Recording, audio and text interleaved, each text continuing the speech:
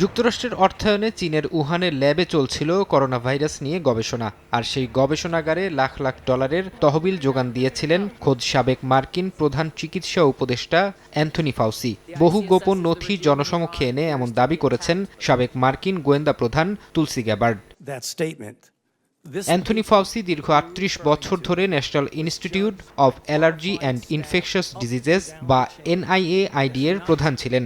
গ্যাবার্ডের অভিযোগ, এই পদে থাকাকালীন ফাউসি বড় বড় ফার্মাসিউটিক্যাল কোম্পানির স্বার্থ সংশ্লিষ্ট এবং ট্রিলিয়ন ডলারের ইউনিভার্সাল ভ্যাকসিন তৈরির উদ্দেশ্যে ভাইরাসের শক্তি বৃদ্ধির বিপজ্জনক গেইন অফ ফাংশন গবেষণায় মদদ দেন। পরবর্তীতে এসব কর্মকাণ্ড ঢাকতেই তিনি ভাইরাসের প্রাকৃতিক বা প্রাণী থেকে ছড়ানোর তত্ত্বটি প্রতিষ্ঠা করতে গোয়েন্দাদের ওপর প্রভাব খাটিয়েছিলেন।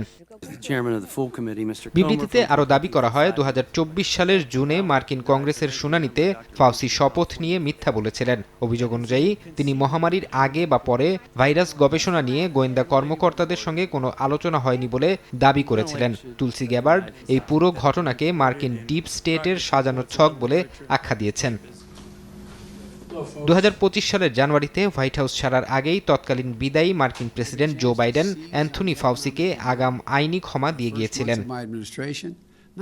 ফারহাদ চৌধুরী, সময় সংবাদ।